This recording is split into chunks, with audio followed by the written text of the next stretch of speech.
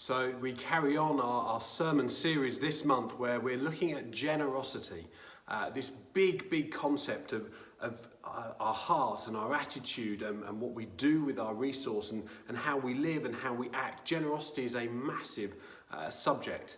And today I want to look at particularly the fact that it's a matter of motivation.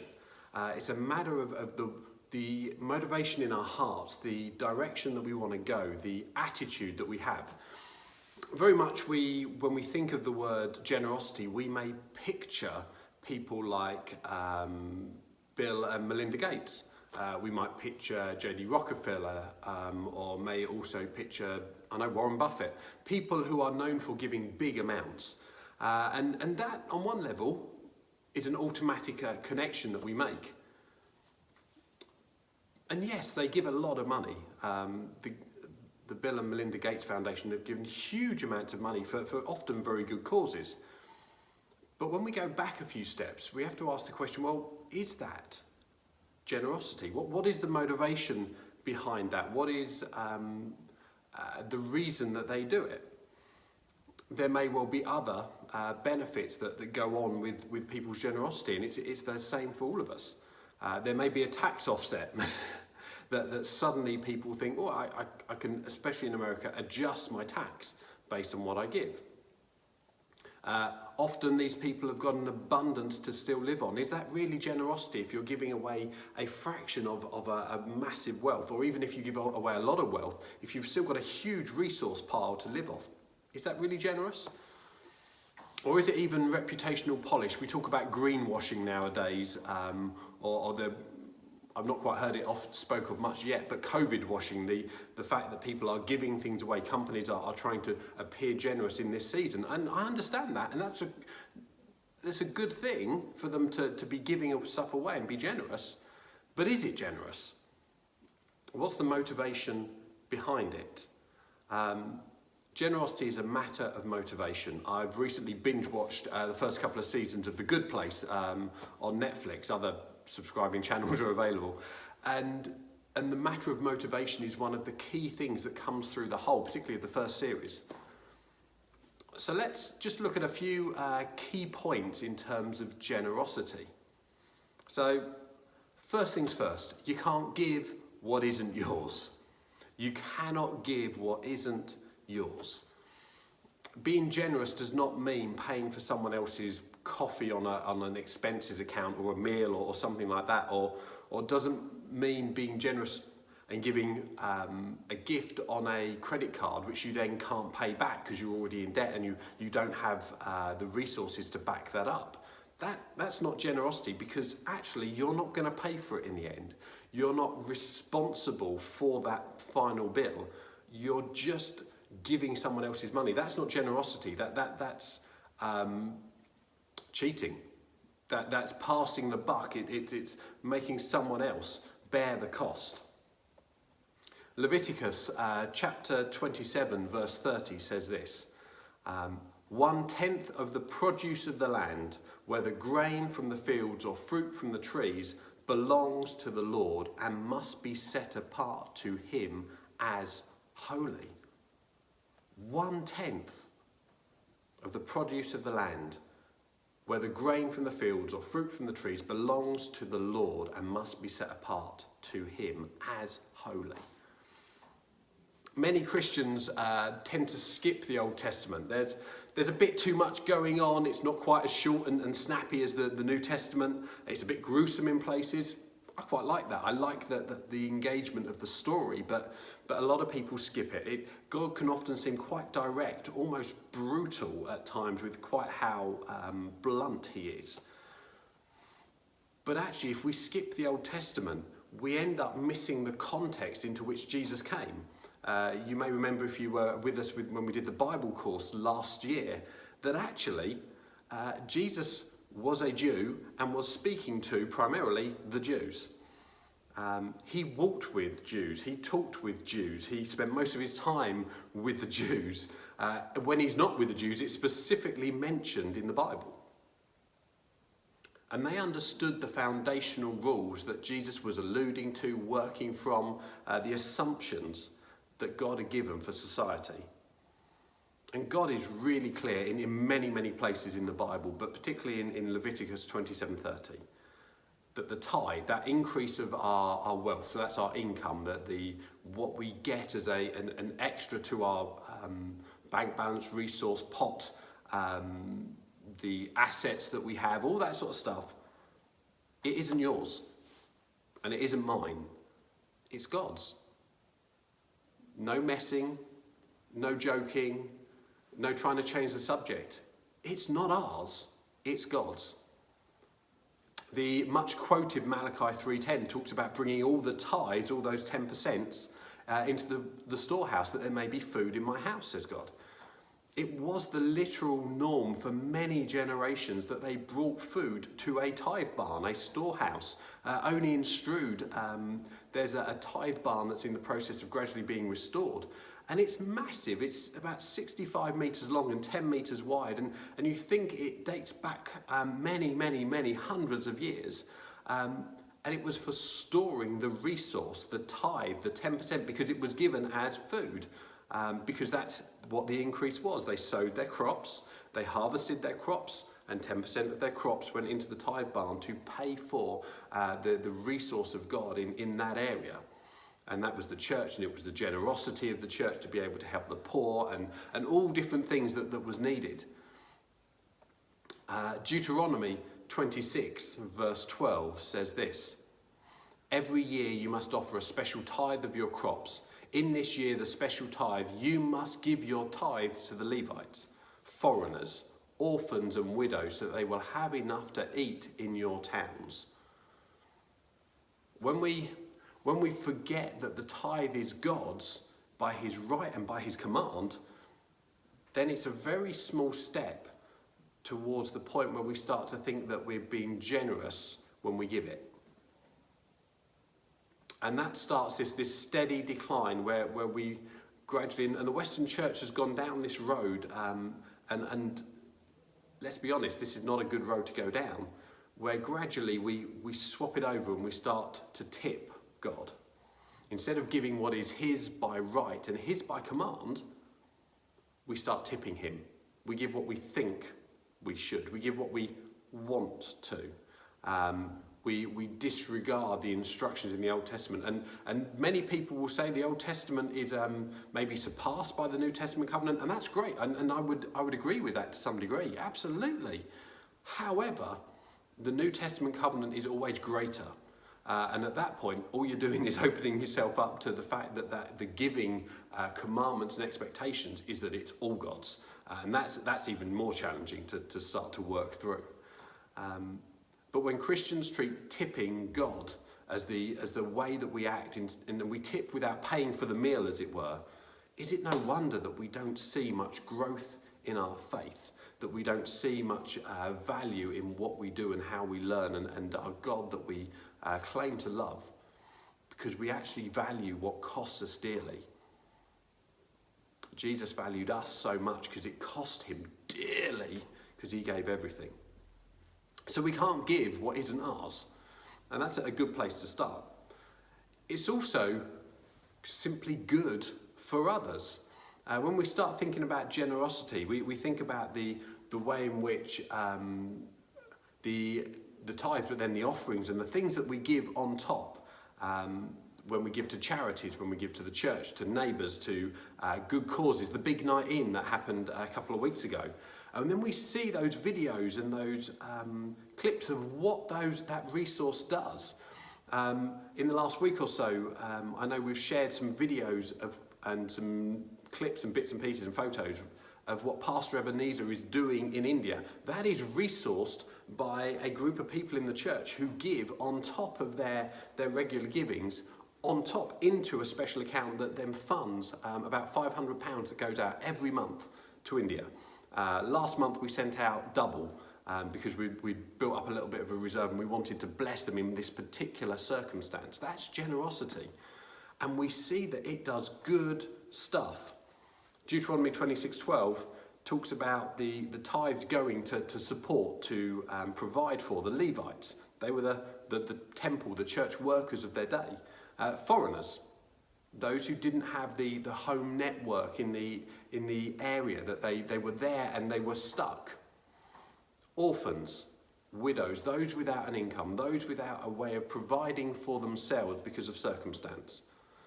And it says, so that they will have enough to eat in your town. That's important, that we provide for what people need. Generosity feeds those who can't feed themselves. That's generosity. Generosity clothes those who cannot clothe themselves, or shelters those who cannot shelter themselves. The time and effort and energy that we put into sanctuary is an act of generosity. If you're doing an overnight, an evening shift, or getting up early in the morning, you're being generous with your time. That's an act of generosity.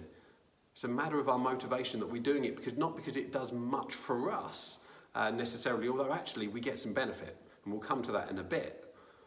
But we're doing good for other people. People are blessed. We think maybe slightly wider when we donate to food bank, to street pastors and schools pastors. That's other organisations that as a church we've committed to provide some support towards. We think of the Mercy Mercy Aid that's been distributed by Pastor Ebenezer in Andhra Pradesh, as I mentioned. Christians have been at the forefront of generous acts for over 2,000 years. Just think about that, 2,000 years of generosity. In that time, Christians have pioneered hospitals and hospices, orphanages, sheltered accommodation, relief work in disaster zones. To mention Pastor Ebenezer again, some of the first gifts that we gave him as a church were to support the Boxing Day relief work for the Boxing Day tsunami that happened in 2004, where he literally travelled to that area because he wasn't that far away and was able to bring direct relief, support, bringing actually some of the orphan children back to the orphanage that he runs, that we support, that many of us have been out there and seen. It's good stuff. Our generosity does good for other people. Closer to home, what do our tithes and then our giving on top pay for in terms of church? Well, we have the resources, the buildings, the facilities, the staff that we need. We have 3 buildings. 2 alone cost us £120,000 a year for the lease payments. That's a substantial amount of money, but we pay for it. We have 8 staff. One's full-time, 7 are part-time. That's another £135,000 or so that we pay out across a year. We have utilities costs, we have maintenance costs, we have ministry costs, we have the resources that we need to do church, to heat the building, to look after stuff, to provide, to be able to make this happen. Licenses, all sorts of crazy stuff. And the total comes in at a budget of about £400,000. But you know what? That provides us the ability to do good for others. Sanctuary was birthed out of this church. Mission India was birthed out of this church. So much of what goes on has been birthed out of the ability of this church to provide and to go beyond. And that's a fantastic testimony. That's something to celebrate, that God is good and can do good stuff with our generosity. And also with the tithe that we give as an automatic part of that process. He can do good stuff. Personally, I actually find it a little worrying that we've had to furlough most of the church staff at this stage because of the fact that we've seen a drop in funding. We've seen a drop in the resources that's coming in. That's not to lean on people, but it's just to say God's people have responsibilities, that the tithe is not ours to keep, it's God's. So let's make sure we're giving the tithe. This isn't the way that God envisaged the church to work, to go to the world for support. It should be the other way around. And the thing with this is that not only is we cannot be generous with what isn't our own, and when we are generous and when we do give and sow and act in that way, we see the good for other people. Actually, it's good for us.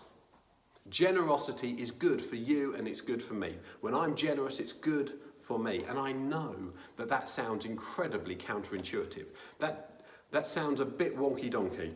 How can surrendering 10% of my income, my increase, how can that be generous to and giving that away? How can that be good for me? I've got less at the end of the day. Less time, less resource, less of what I would be able to spend and use for me.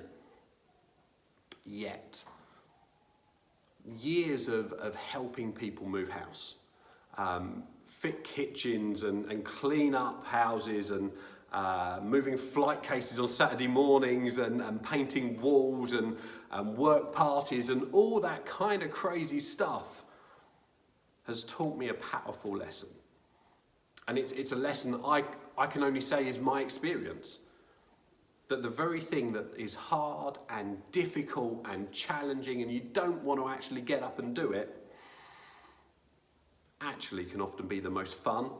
It can build great relationships and can create a lifetime of memories. The number of flight case movings on when we were in the Woodville, and you didn't want to get up at 5:30 in the morning to go there. However, when you got up and you moved and you made it happen, the laugh that you had, the buzz, the fact that you saw God moving and God active was really, really important. This principle of when you give out, actually you get back is existing across all of life in various different places. Running, doing exercise is the same thing. Fasting is the same thing. Praying, reading the Bible, studying when you find it hard to start. Being productive and beneficial to us afterwards. All of these things, they may be hard to get going, but they're great for us as a result. Stephen, I've heard him quote this a few times. I think it's probably one of his favourite verses. Proverbs 11:24 says, "The world of the generous gets larger and larger. The world of the stingy gets smaller and smaller." That's the Message translation of Proverbs 11:24. And I think it sums it up so well. But you may be thinking, oh, that's great. You can give us all these bits of advice and the Bible may say that, but I'm stuck with bills. I'm stuck at this moment with a reducing income and I'm stuck, and how on earth am I meant to give 10% to God before I even start being generous with other things? I simply can't. The maths don't add up. And I get that. And so does God. And let's go right back to where we started, that generosity is a matter of motivation. It's where our hearts are driving us to. It's what our intention is. So start where you are. A lot of people at this stage are reviewing their budgets. They're looking at what their income is, what their outgoings are, and whether they have to pay for them or don't. So start. Review them. Make yourself a budget. Work to your budget. If you've not got a budget, go on Facebook. Make Money Count is something that we've been running for a long time in the church. Michael Coveney heads it up. And it's resources for how to budget, how to be wise in the deals, how to think about what you're signing up to and try and get a better deal and avoid paying excess interest. And ask the question of your expenditure, is it essential? So much of what we pay for is silly stuff, is contracts that we no longer keep. Have you reviewed your mobile phone contract? Do you actually use all that data? Do you need the latest phone? Do you have to upgrade every time? And then work out, once you've tightened things up and tidied things up, work out what you can tithe, what you can put as your starting point, and then work to it. Start there, and then build it up. God is not bothered in that sense, I don't believe, that he's going to be upset or frustrated because we haven't got to 10% and then generosity on top. Immediately, it's about motivation. He understands the heart. The heart of the matter is the matter of the heart. That's the important thing. But remember, the intention is to get to 10%. The intention is to get to that point where actually we're no longer robbing God, Malachi again. It's not a tip. It's a command of God. So that's what we're working towards. And then What else can you do at this time? Well, give your time and energy. Be generous with what you have. I know people are baking cake bars and bits and pieces for the lunches that are going out. Brilliant. Make crafts if you can to give away to other people. Play an instrument or sing if you can play an instrument or sing. And be involved in different ways. Encourage people. Pray for those who are struggling. Encourage people. Phone someone up who may be on the end of a phone and just hasn't had a chance to speak to someone. Get some shopping for somebody else if you can. Even if you need them to pay you back for the bit you get, if you're able to go and do it on your shop, then that's helping them. That's being generous with your time and your energy. Before you know it, all these things, you'll be fulfilling God's command, not only to tithe, but then to be generous, to provide for the poor, the widows, the orphans, the Levites, and all those. And you know what? You'll feel great. You'll not only see the good that's happening, you'll get the buzz of the positivity of saying, actually, God can do this in and with and through me, and I get to live and discover the wonder of it. But remember, the first step is the hardest. So this afternoon, I dare you, this afternoon, sort out your budget.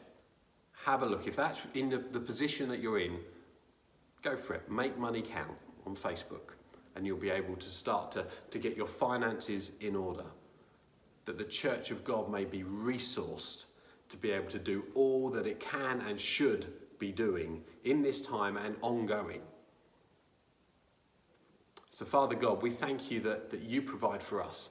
God, that you even let us keep the 90%. That seems amazingly generous of you.